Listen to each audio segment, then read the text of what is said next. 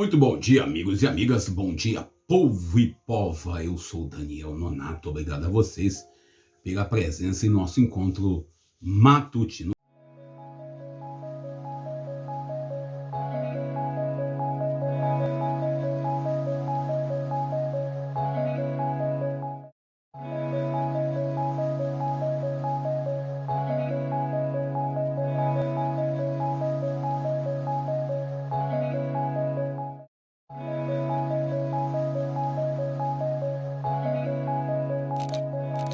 Lembrando a todos e a todas que estamos aí com um defeito nesta peça aqui. Essa peça deu defeito. Semana retrasada nós tivemos aí um defeito numa caixa de som nossa, tá pifada. O microfone está aqui, mas infelizmente nós estamos usando o próprio microfone do aparelho de celular.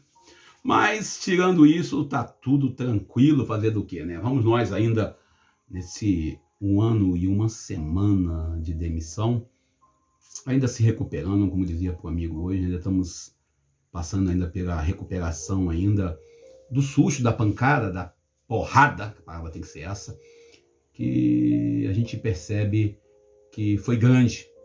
Mas fazer o quê, né? Faz parte da caminhada e é preciso continuar. E algumas pessoas falam, poxa, você está postando, falando toda vez, há 1 ano você fala isso, por que você não muda o disco? Gente, eu queria muito mudar esse disco, eu quero muito mudar esse disco. E a gente entra aqui hoje lembrando de tudo que acontece na semana, né? Tivemos aí pelo menos 2 canais do YouTuber, o canal lá do Frower, que teve lá a crise lá por causa do nazismo, e também lá na rádio Jovem Pan, quando um cidadão fez uma saudação nazista. A gente falou ontem sobre o texto lá de Marcos capítulo 7, versículos 14 ao 23, é isso?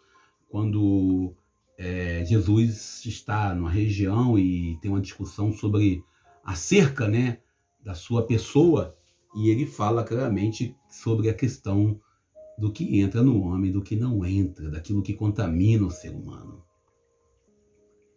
E quando a gente entra na questão de contaminar o homem, a gente tem trabalhado muito para evitar o ódio, o rancor, a mágoa e tudo aquilo que impede a gente de rezar às vezes, não é isso? E em nossa fala hoje, nós olhamos também lá o contexto das pessoas que não se vacinam e dizem que a vacina está experimental, que a vacina não está experimental.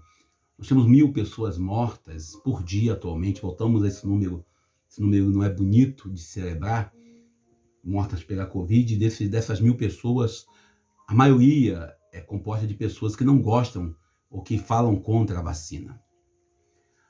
Nós sabemos claramente que a realidade nossa, nesse conflito dos que são a favor e contra, transformaram a vacina em um gesto político, a gente vê claramente uma ignorância muito grande. E aí você vê uma pessoa dizendo, não, que agora tem o direito de formar o partido nazista, o outro que é deputado, que é o Kataguiri, né, dizendo que não, podemos sim legalizar, por que não? O MBL, como eu costumo dizer, prestando um desserviço à pátria-mãe Brasil. A gente percebe claramente que agora, nesse retão que vai chegar às eleições desse ano, como vai surgir candidatos. Temos aí alguns candidatos, não vou nem citar ninguém, a deputado federal em São Paulo, no Rio de Janeiro, pessoas que estão indo para a rede social causar conflitos para assim tornar-se candidato. Tanto aqui, a nível estadual, como também a nível federal. A gente tem que tomar muito cuidado e perceber claramente os que estão usando a mola mestra. Foi assim com o MBL, foi assim com aquele vereador aqui do Rio, que era youtuber e policial militar. E é assim que funciona. As pessoas buscam, de um jeito ou de outro, se promover e conseguir visibilidade na rede social para assim lograr alguma coisa. Mas vamos nós aqui para o evangelho de hoje, para evitar conflitos, não é isso? O evangelho de hoje é o evangelho de Marcos, capítulo 7, versículo 24 ao 30. Estamos lendo o capítulo 7 de São Marcos. Interessante é que Jesus, né, o texto fala que ele partiu lá da região, para a região de Tiro e Sidom, entrou na casa de alguém e não queria que ninguém soubesse. Jesus queria ficar quietinho. A gente, quando entra aquela história de um amigo padre, que ele foi no Rio de Janeiro e ele queria contemplar a catedral aqui do Rio de Janeiro, a Catedral Metropolitana, eu sempre passo lá atualmente, e aí ele disse que estava lá olhando para cima, contemplando a catedral, e ele achando que ele estava escondido no meio da igreja, alguém falou: oi, padre fulano. Jesus, ele queria também ficar escondido ali. Jesus queria ficar no cantinho dele, para não ter problema de ninguém, para não ter também, às vezes nós precisamos mesmo ficar de fora observando as coisas, mas ele é Jesus. Nós somos cristãos. Nós não nos calamos perante a injustiça. A mulher que tinha uma filha possessa, diz o texto, ela vai até Jesus e se põe aos pés de Jesus.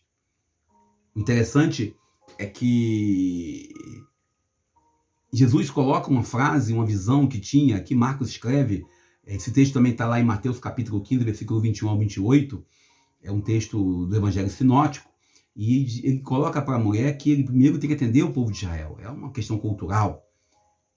E ela fala que também os cachorrinhos têm direito à migalha de pão. Interessante que ela insiste com Jesus para que a filha fosse atendida.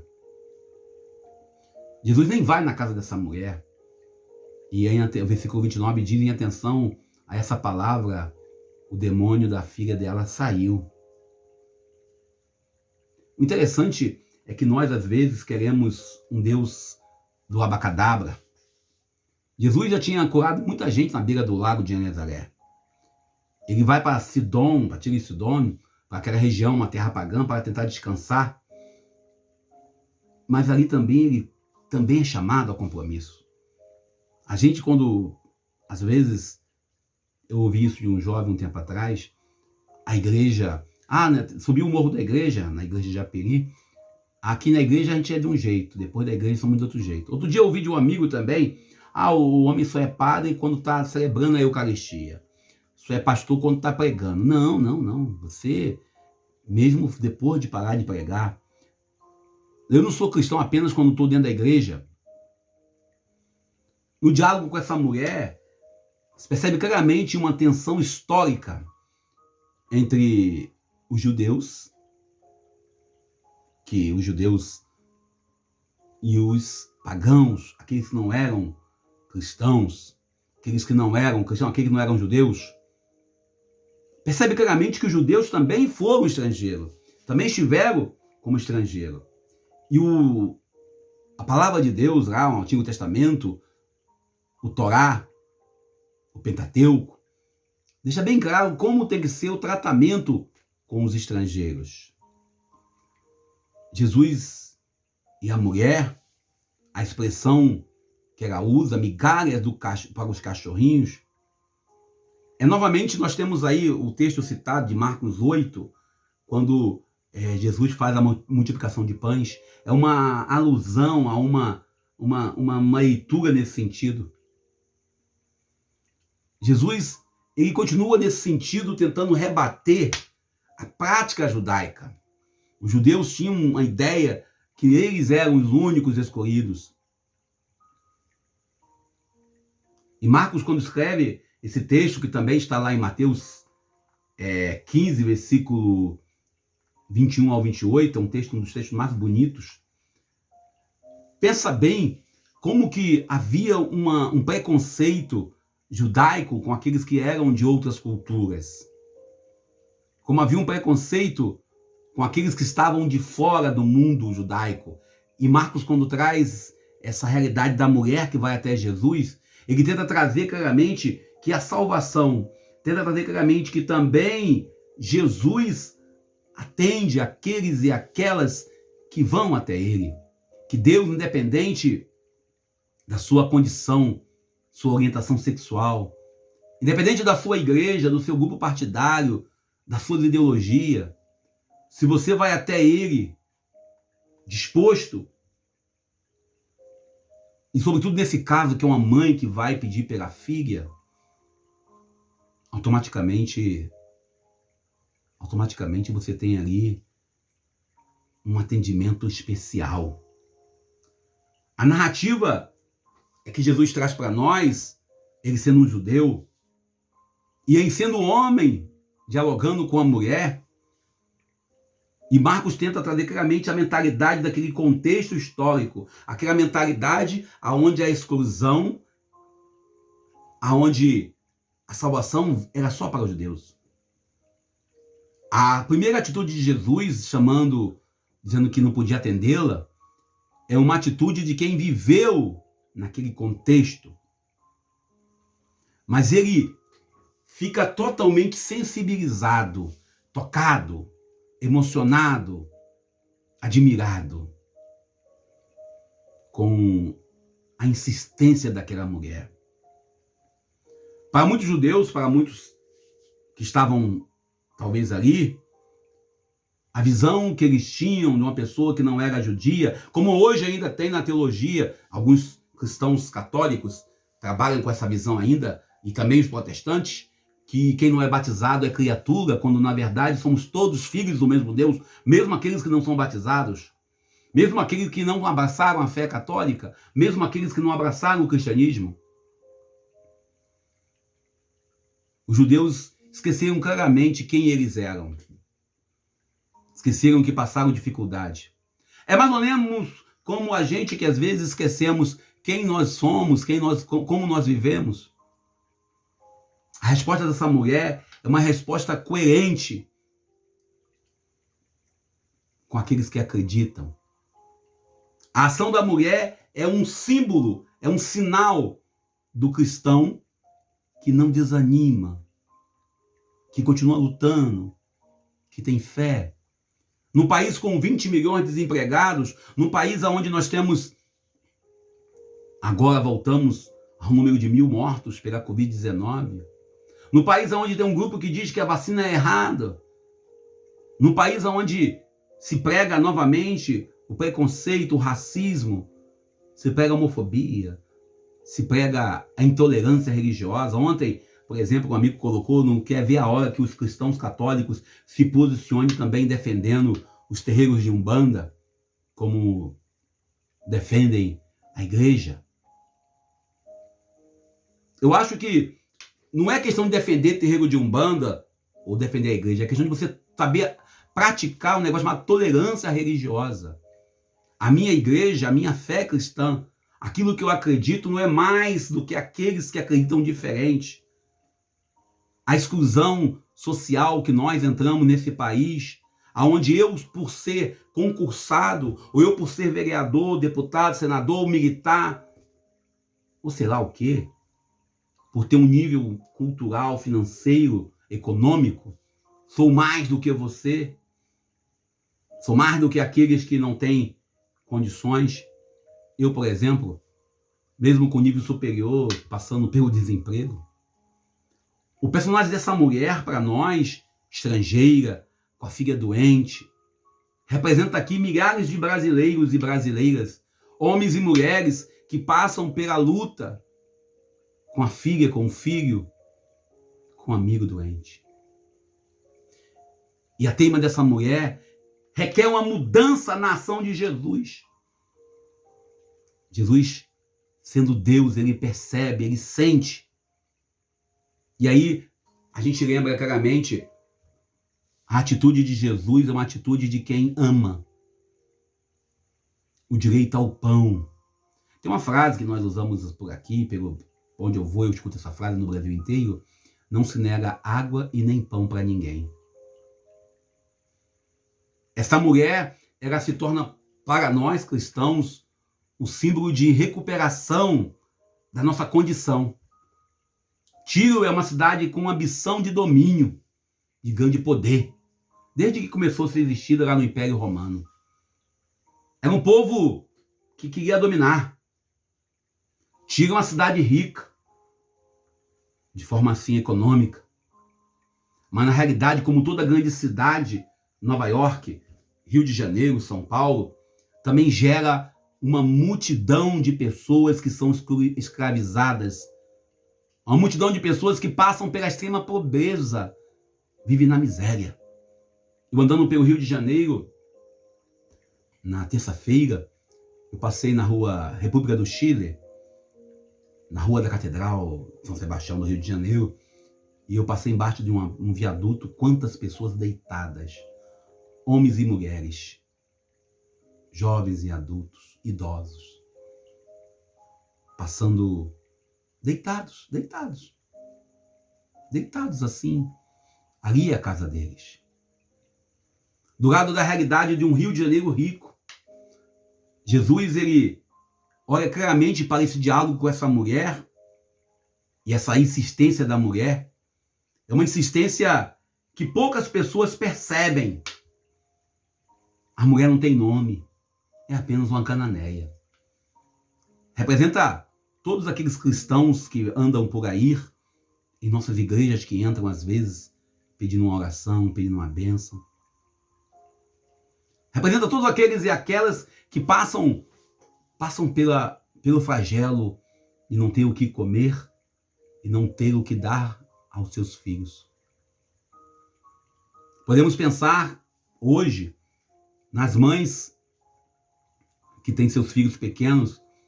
Eu também vi isso no Rio de Janeiro ontem de ontem, quando uma mãe com um filho no colo, pequeno, um outro filho puxando pelo braço e um mais novo, um mais velho, andando sozinho pelo Rio. Ele não tinha 7 anos, aquele garoto.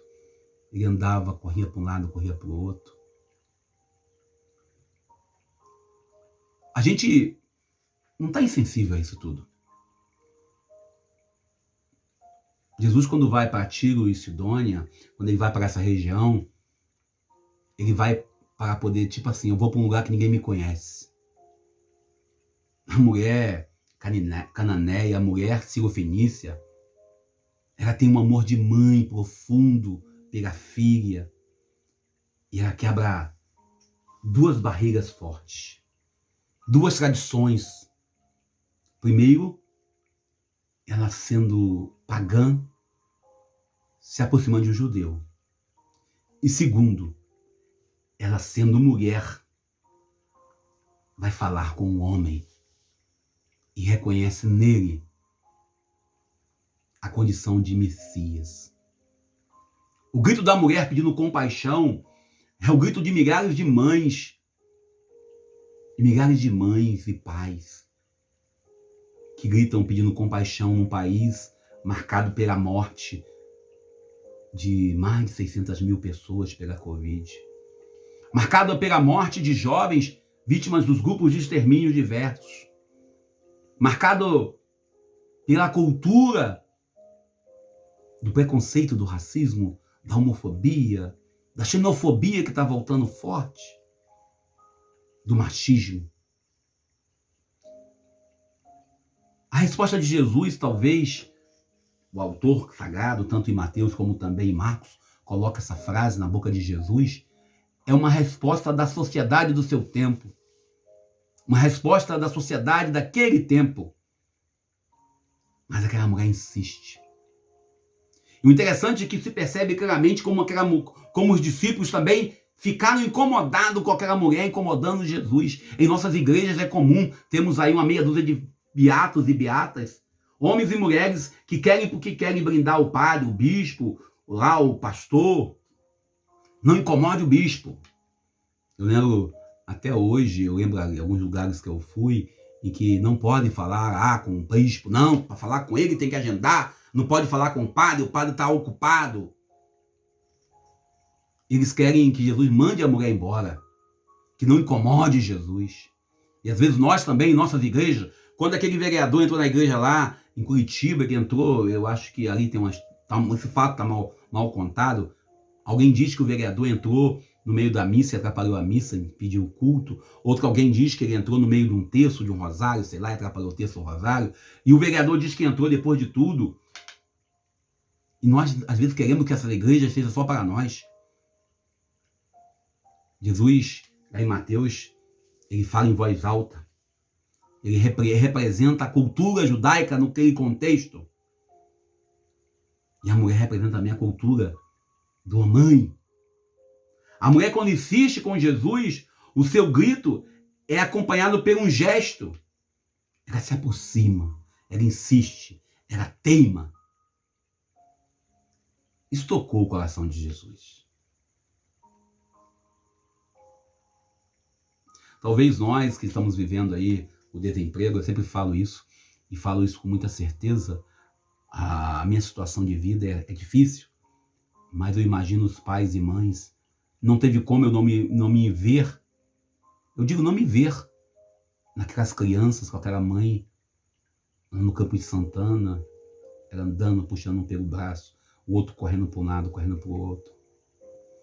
Não tem como eu não me ver, lembrando quando eu era criança, mesmo minha vida sendo difícil, minha vida era menos complicada do que aqueles 3 com aquela mulher, e eu percebia claramente uma pessoa marcada, uma mulher marcada pela dor.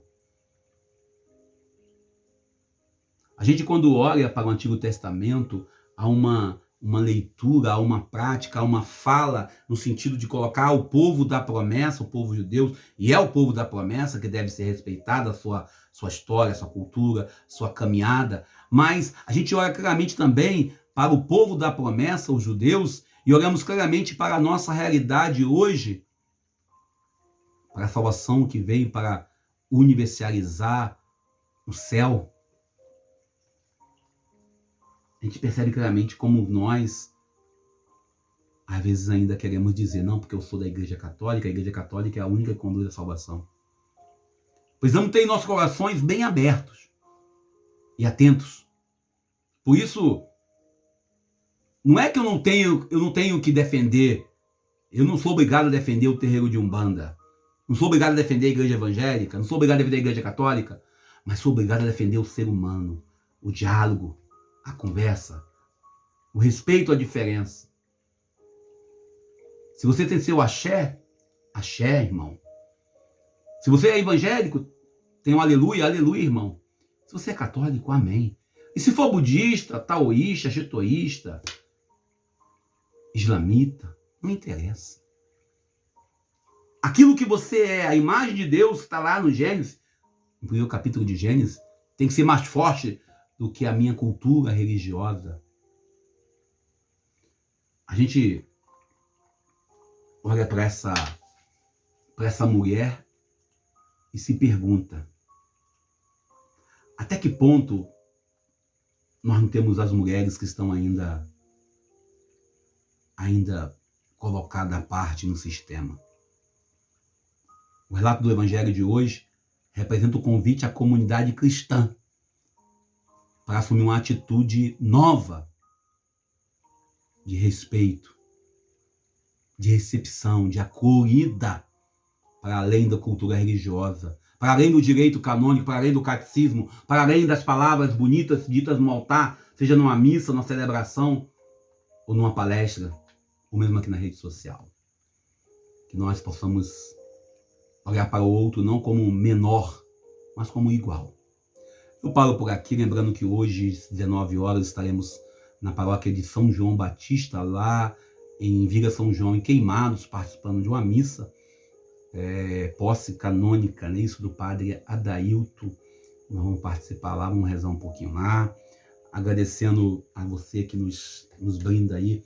Primeiro, eu agradeço a todos os amigos que me mandam, todo dia, manda para mim alguma sugestão de emprego. Eu recebi ontem 3 fake news, 3 golpes. Golpes que eu digo que mandaram para mim aqui, minha irmã mandou, e uma outra irmã mandou para mim também, outro golpe, tudo golpe. Se você sabe, quando você vê aí uma postagem assim, se eu souber alguém desempregado, pode se preparar que é golpe. Muitos delas são assim. Já diz valor de salário, diz o que precisa, etc e tal, pode desconfiar. Mas agradeço a todos vocês que me mandam inscrições de trabalho, de emprego, seja a nível federal, estadual, municipal, local.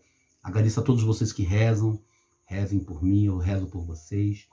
E agradeço de forma especial a todos vocês que estão aí aqui no nosso Facebook, também no nosso YouTube, vocês que estão aí dando o nosso like, comentando, nos ajudando a manter a sanidade. Parece que não, mas mantenha a sanidade você vir aqui bater um papo com vocês todo dia aqui via YouTube. Agradeço a todos e a todas. Deus nos abençoe e nos ajude. Obrigado a vocês pelo carinho e pela amizade. Eu sou o Daniel Nonato. Bom dia!